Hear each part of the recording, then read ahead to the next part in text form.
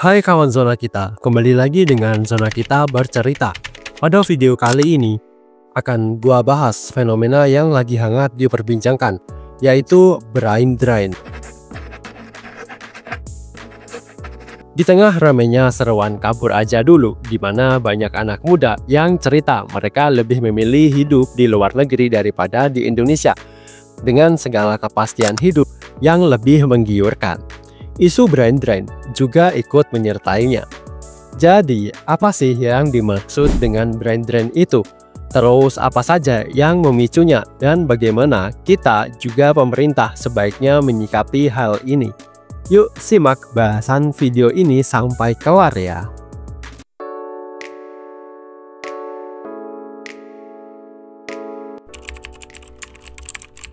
Apa sih brain drain itu? Sederhananya, brain drain adalah perpindahan sumber daya manusia, terutama mereka yang berada dalam usia produktif, terus punya talenta dan pendidikan tinggi ke negara lain. Mereka mencari peluang yang lebih baik di luar negeri, karena merasa jika tetap berada di Indonesia, ilmu, pengetahuan, dan keterampilan yang mereka miliki tidak akan bisa terserap dengan baik. Nah, terus kenapa sih mereka yang dalam usia produktif terus punya skill, pengetahuan, itu memilih untuk hijrah ke luar negeri? Nah, zona kita merangkum beberapa faktor yang menjadi penyebab fenomena brain drain ini terjadi. Pertama, minimnya lapangan pekerjaan yang sesuai dengan keahlian mereka. Coba deh bayangin, kawan-kawan udah sekolah mahal-mahal, bahkan mungkin orang tua kawan-kawan sampai berhutang demi membiayai pendidikan. Terus ketika lulus tidak mendapat kesempatan bekerja karena minimnya kesempatan dan lowongan pekerjaan. Dan tidak adanya orang dalam atau bapakmu bukanlah presiden. Enggak, kalau saya pengangguran saya ngikut bapak saya terus, saya kan kerja. Ya, daripada ilmu dan keterampilan yang dimiliki tidak bisa digunakan untuk menghasilkan pendapatan, mending kabur aja dulu ke luar negeri yang kesempatan bekerjanya tinggi dan tersedia lebih banyak. Kedua, kualitas pendidikan yang belum merata di seluruh Indonesia. Udah ketika lulus sekolah atau pendidikan susah dapat kerja, saat masih mau bersekolah atau menempuh pendidikan kualitasnya buruk, di mana persaingan untuk mendapatkan pekerjaan itu sempit. Seharusnya kualitas pendidikannya justru diperbaiki dan makin baik agar bisa mencetak alumni yang kompeten, tentunya agar dunia kerja atau mereka yang mau berwirausaha juga makin mudah dan terampil. Ketiga, fasilitas dan infrastruktur yang kurang memadai. Jadi gini, misal kamu yang udah punya pendapatan, terus capek-capek kerja, terus dikenai dan bayar pajak, terus impak yang balik ke kamu sebagai pembayar pajak minim.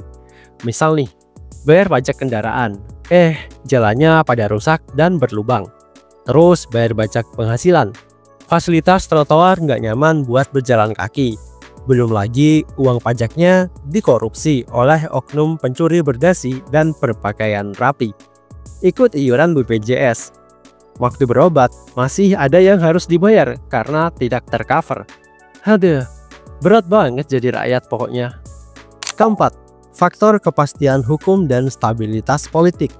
Di Indonesia yang nggak tahu kenapa saat ini gua pribadi rasa kok politik banget ya. Sampai-sampai penegakan hukum dari pembuatan peraturan sampai implementasinya itu nggak pernah lepas dari unsur politik. Gimana investor mau masuk?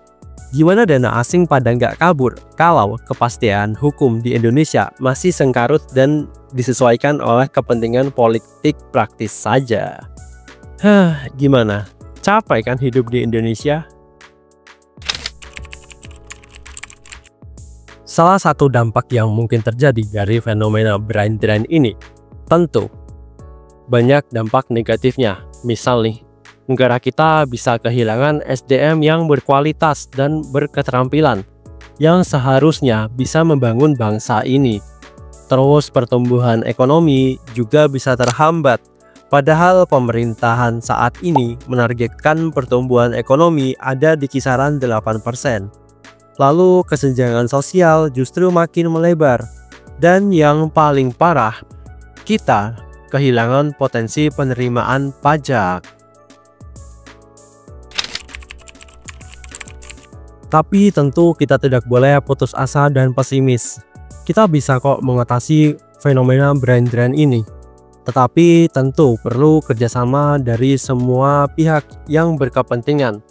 Terutama pemerintah perlu meningkatkan kualitas pendidikan, menciptakan lapangan kerja yang lebih banyak dan berkualitas, memperbaiki fasilitas dan infrastruktur, serta meningkatkan kesejahteraan masyarakat. Selain itu, perusahaan atau pihak swasta juga harus menciptakan lingkungan kerja yang kondusif dan memberikan apresiasi yang layak bagi karyawan atau pekerjanya.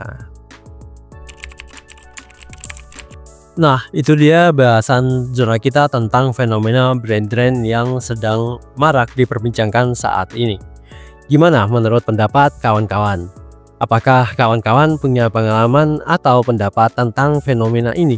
Yuk tulis opini kawan-kawan di kolom komentar ya. Jangan lupa like, subscribe, dan nyalakan lonceng notifikasi biar kawan-kawan gak ketinggalan video-video dari zona kita selanjutnya. Terima kasih sudah menonton. Sampai jumpa.